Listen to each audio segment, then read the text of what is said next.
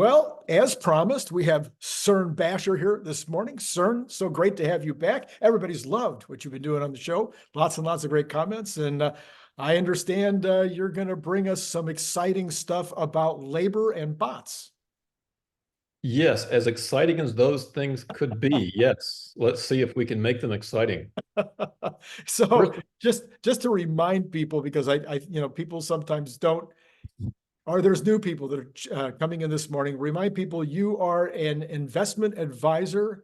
And are you looking for clients? Are you seeking clients to work with at this point?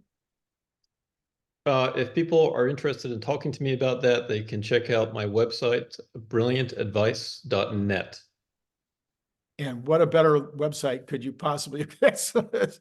People talk about there's not going to be enough names for the .coms, but there's always at least one more. So That's good, right. Just good change the choice. extension and you can have an infinite number of websites. There you go. That's right. Okay, so let's talk about this because, of course, this channel, we talk a tremendous amount about bots because of Optimus and everything else that's going to be happening. But we also spend a lot of time talking about labor and the impact of labor on cost of goods and how that affects Tesla, as well as, all the aspects of the Tesla world. Okay, so I'll let you dig in. Talk to us. That sounds good. Yeah, let's take a look at this. So let's assume that we spent a few $1 billion building a factory. And we have a choice now about how to staff that factory. Today, we would have maybe, three choices. We could staff it with monkeys. The labor would be pretty cheap. They would literally work for peanuts. But they might not be so reliable. The quality of the product that you produce from the factory might be an issue. Opening So, bananas, they would probably be good at. yes, Yeah, exactly. Yes, that could be one area where they would excel. right. Yes. The second choice would be to use human labor. And of course, factories historically have done that. I have a picture here of the Motor Trend Person of the Year, Sean Fain, as my representative human labor person here. But the third choice would be to use industrial robots. Right. And if you are an automobile manufacturer, typically you would use as many industrial robots as makes sense and fill in the gaps with human labor. Right. That would be the traditional way to go. And only very rarely would you use monkeys. Yeah. Very rarely, yes, very rarely. So if we fast forward at some point into the future, and we don't know exactly when this will be, but we can see it coming, we will have a choice now of a fourth option, and that is humanoid robots. And this is a new choice for companies and manufacturers, and it remains to be seen how widely deployed humanoid robots will be. But if you can imagine for a minute that humanoid robots are just as capable as human labor, right? They work just as fast, they have the same skill set in terms of what they can do. Then you can easily imagine that companies would deploy as many humanoid bots as they could. And that the rates, the cost to purchase them or to rent them would be at or less than humans. Yeah. Yes, and I think that would be one thing that would be important from the humanoid bot manufacturer's perspective is to price these bots in an attractive enough way that it makes sense. Right. Probably be considerable savings to the companies that would be using them. It's unfortunate there how I stacked number one and number two. That was not intentional on my part, but yeah. So you could imagine a factory of the future being predominantly 3 and 4 industrial robots and humanoid robots. Right. Yeah. I think you showed on a recent slide where Amazon is almost reaching parity now, where they started with almost 100% humans, and the chart showed the two coming together to where it's almost equal now between their non-humanoid but still robots being equal. Yeah. That's right. And in Amazon's case, it's not so much industrial robots, but more the robots that just move totes and things Right. around the factory or the distribution centers. Um, So what's happening lately is this humanoid robot marketplace is just exploding with new entrants. The viewers on your show, of course, will be very familiar with Tesla, probably very familiar with Figure AI, which made some news recently with their fundraising round, raising about 675 million from the likes of Microsoft, NVIDIA, OpenAI, Intel, and so on. And so there's some very interesting, investors lining up to be working with that company. And then this the way to look at this table is the companies in blue are kind of either North American, or the one exception is 1X Technologies, which is out of Norway. Okay. Um, Boston Dynamics is at the top half of that list. They are, in Boston, but they're owned by Hyundai. So Okay. I've kind of shaded them a little different color. But there's 21 names on this list now, and 11 of them are in China, Right.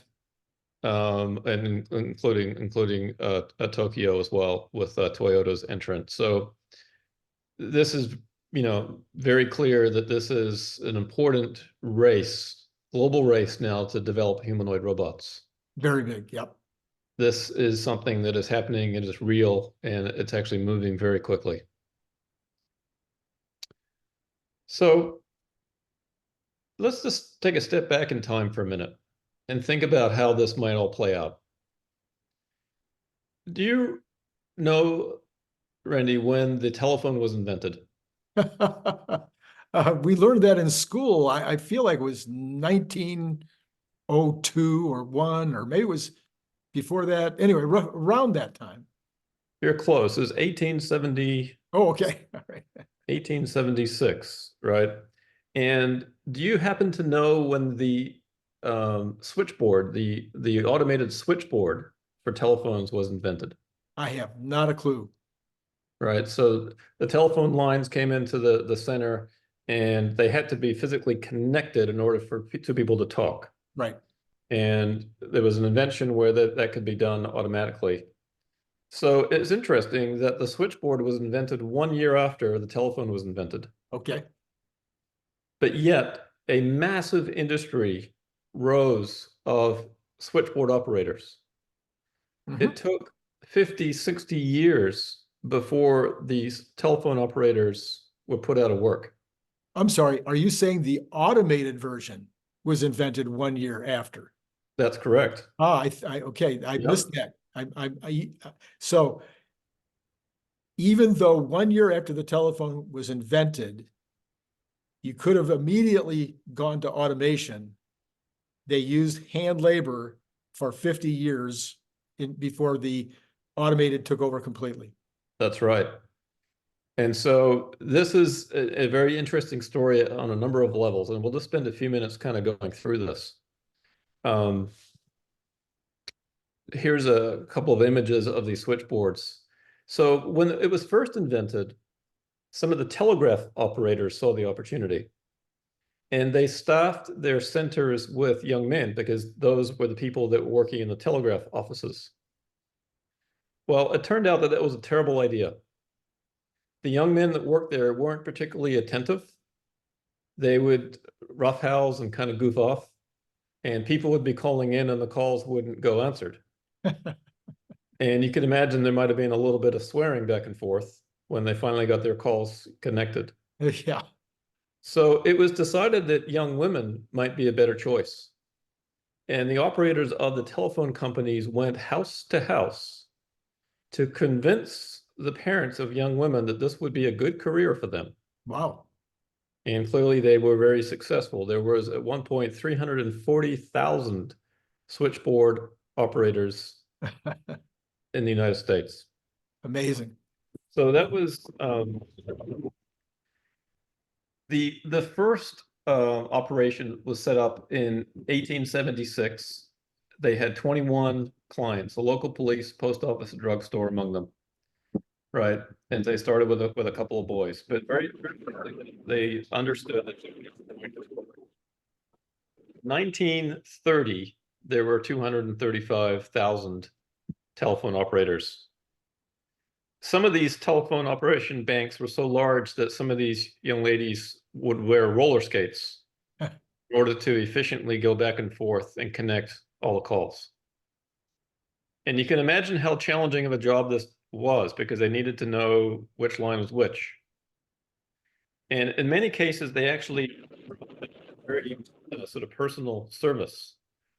They got to know their clients very well, right? And know what their habits were and where they were likely to be and track them down later if the call couldn't be connected immediately. So that was one of the reasons that these workers were around for so long.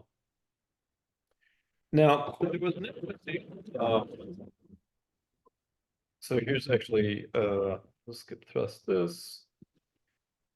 Yeah, so the women operators tended to be more polite to customers, more patient, more reliable, and faster, and not to mention cheaper. That was also a factor. Sure. Right. Back then, women didn't get paid nearly as much as young men or men did. And so here's just this example here that when they were trying to find, that they basically went house to house to persuade parents that this was a respectable job for their daughters. Right. Okay. Okay. The problem was that this was a pretty tough job. And companies, I highlighted here, companies often tried to control their operators' personal lives as well. The unwritten rule was that she could not marry and would lose her job if she did. Oh my. Right.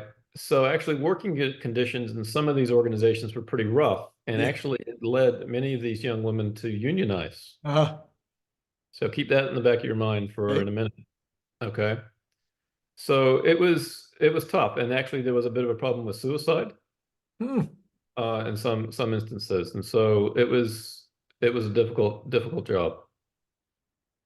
Now, in the First World War, these operators, there was a Signal Corps female telephone operators unit, and formerly known as the Hello Girls. Okay, they started overseas in March of 1918, and their mission was to facilitate communications between American, British, and French troops on the West Front, serving not only as operators, but as translators. So in the war, they were very, very important and very, very helpful. So President Woodrow Wilson was not interested. He objected to women's suffrage.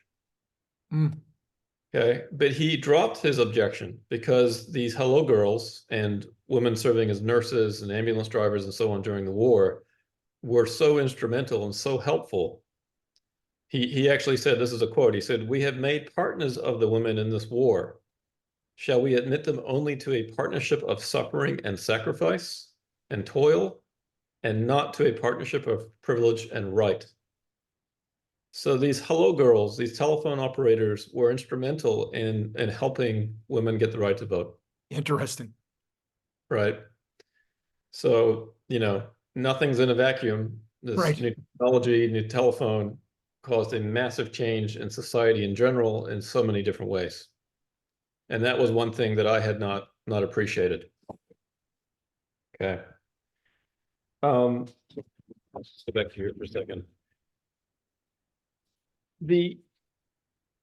Eventually, technology caught up to these telephone operators. Eventually, after the war, wages went up, and companies decided that the technology was too good to pass up. And so these women were replaced with automatic switchboards. And there were 300, by that time, 340,000 women doing this work. Right. So, we tend to forget how many jobs have been lost in history to new technology. Oh, yes, of course. Over and over. Over and over and over again. And, we didn't live through this time, so we don't remember this. But the same will also be true of these new technologies that we see coming today, particularly with humanoid robots. Okay. Now, these women did a great job. They did a very important job, but it was also very difficult work. Sure. And today, humanoid robots are potentially in a position to replace a lot of jobs that really people shouldn't be doing, or that are pretty dangerous, dreary, just tough jobs. Right, And so this is an example from history where we did replace those jobs right. with something that was technology based. Okay. Now, another example of this is the tractor. Tractor was invented in 1892. Okay. And this is kind of an interesting story as well, because it took a long time for the tractor to be accepted and adopted on the farm. And the reason that the tractor eventually was widely adopted was, again, during World War II and after World War II, real wages for farm laborers went through the roof. And so farmers were kind of forced to find a way to get more done. And so that's when tractors really took off. Yeah. So it was the case with the telephone operators. It was the case with the farm workers. So let me add an interesting addition to your story here. Number one, tractors are still not the main labor force or the main way of doing farm labor in most of the third world countries. It is still done by oxen or by hand labor, et cetera, because of the same thing. The wages are so low, they can't compete. On the other side of the coin, watched a bunch of videos last night showing where automated our autonomous tractors are now coming into their own in the United States. Just in the last couple of 3 years, John Deere is putting out automated tractors that work great. They work fantastic. And the main reason that they're becoming popular now, because there's just not enough labor, not enough people that want to work in that position as a tractor operator. It's seasonal. It's hard to find people, getting harder all the time. So this is another example where the interest or the desire of people to take the job and or the wages that are necessary push people into the automation. That's exactly right. And you mentioned John Deere, the guy that created the first tractor, John Froelich.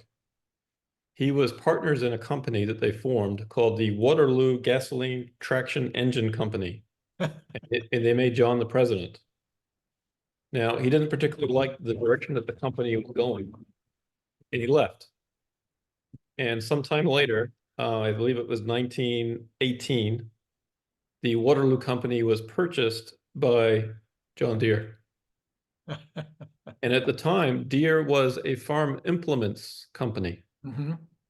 So they had the foresight to recognize that the tractor was going to be important and position themselves for that and made that acquisition.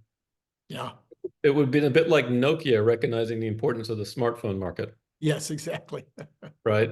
And so there are some examples in history where the leading company does get positioned for the next wave of growth. Exactly. But I thought that was an interesting aside. Absolutely.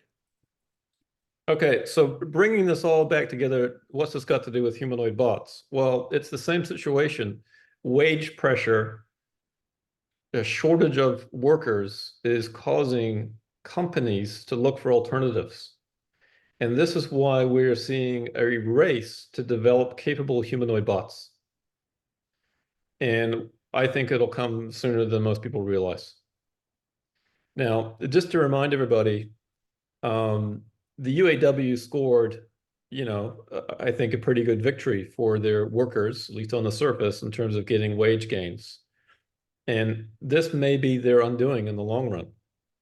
Is yes, the workers are making more money, and I don't fault them for trying to make as much money as they can. That's great for them and their families. But the problem is that now they're forcing the companies to try to figure out alternative ways and trying to figure out how to employ less people. Right. Back to our first example, 1, 2, 3, or 4, Yep. they're going to be shifting into these other areas. And so humanoid bots are coming along at the right time, I guess, in some ways, to displace that work. Yeah. My son, when he was working on his business major, gave me a call one day and he says, Dad, talk to me about the minimum wage. and why it's a good idea, why it's a bad idea. And we talked about it for a while. An entrepreneur who's worth his salt, and some of them aren't paying attention, but any entrepreneur who employs labor is constantly contemplating options. Mm-hmm. The options include automation. The options include getting somebody else to make it for you because they have better capabilities than you do, or somebody else to take outsourcing the work, in other words, whether domestically or overseas. That could be services or labor. Taking the product and having the product made overseas. These are all alternatives to continuously paying your labor more and more, or having the labor not being able to produce competitively in the marketplace. So that's a normal way to operate, whether you're talking about the minimum wage going up, whether you're talking about a union driving prices up, or whether you're just talking about the economy being strong enough to where there's people moving up the ladder, getting better jobs. Good for them, as you point out. But that means somewhere along the line, there's going to be a shortage of the skilled workers needed in order to remain competitive in that position. So the bots are going to be a fill-in. That's right.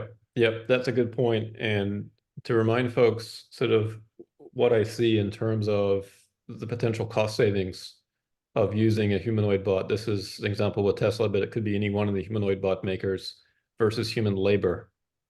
So at the bottom are different wage rates. And I'm using that as a proxy for the kind of work that the bot is capable of doing.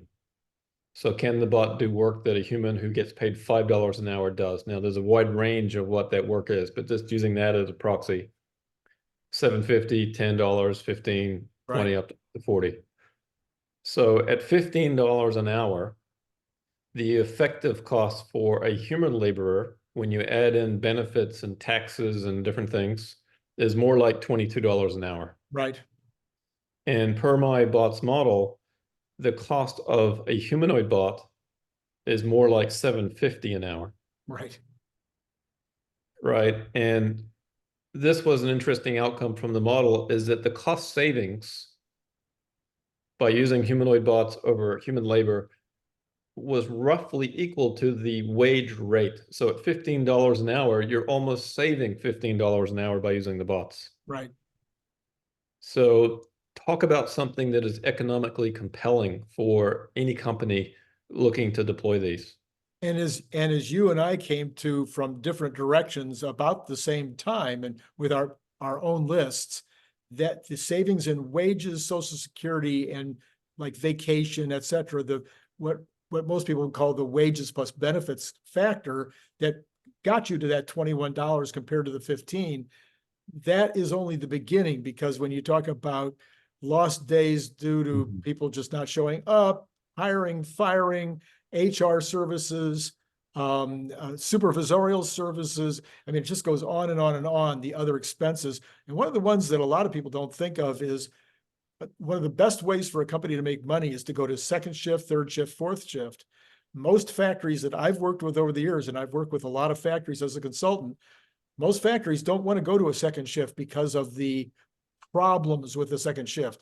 Not being able to have as much oversight, more theft on second shift, more breakdowns, more people getting hurt on second shift. So there's a fear of going to second shift, certainly a fear of going to third, and then going to weekends is really a big deal. So most companies stick with one shift, but the savings on using that facility for 4 shift is dramatic.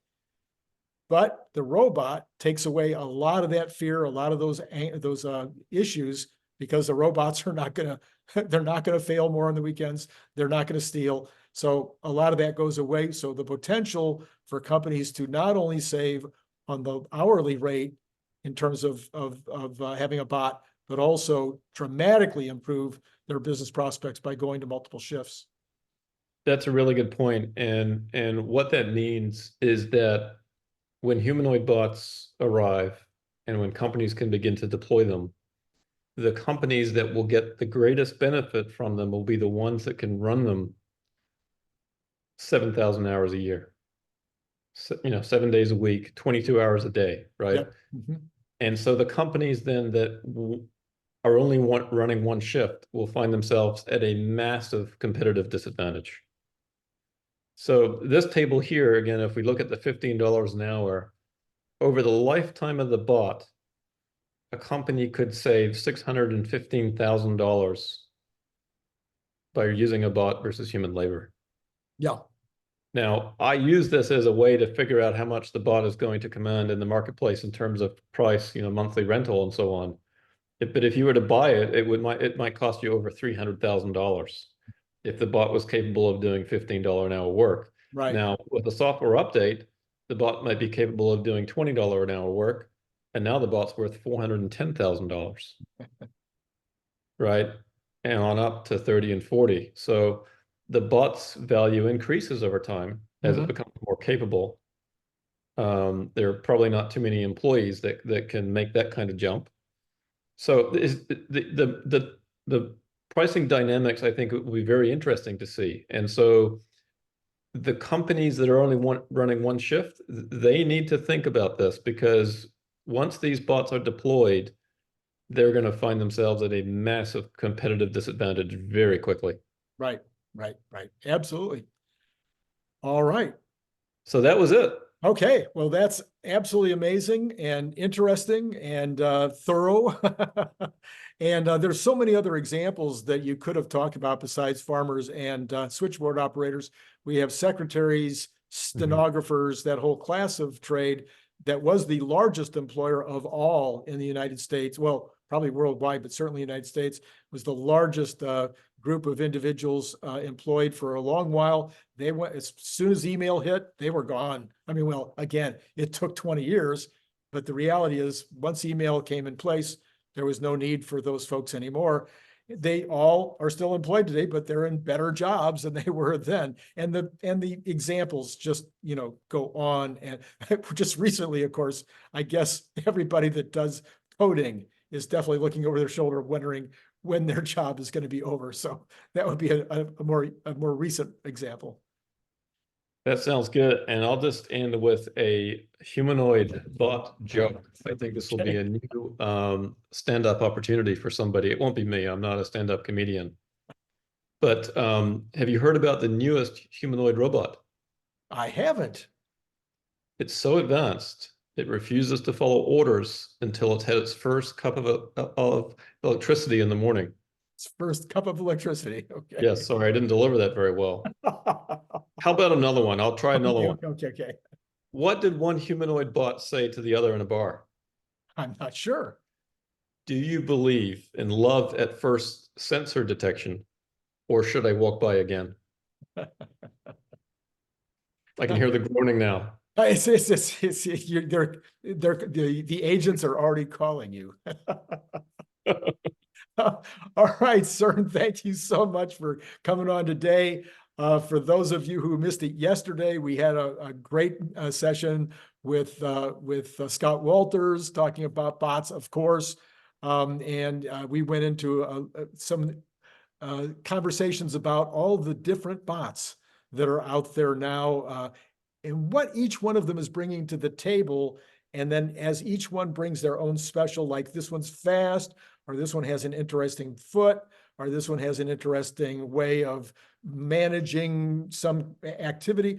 Each of those things are just adding to the overall progress. And you've got 21, as Cern just pointed out, 21 companies, each bringing their own special, unique elements to this new story, making it, of course, advance faster by virtue of all that competition. Cern, thank you again, as always, for being on. I think we'll have you on again, I don't know, 2 or 3 times this weekend. That sounds good. And one final thing, I want to send a challenge to Scott to see if he can come up with a better humanoid robot joke than I just did. There you go. And I think I even have one now that's an improvement. Why did the humanoid bot cross the road? I don't know. To prove it wasn't chicken. That was the best one yet. I like that one the best. All right. Thank you. Thank you, Cern. And thank you to all of you out there. It's been great talking to you.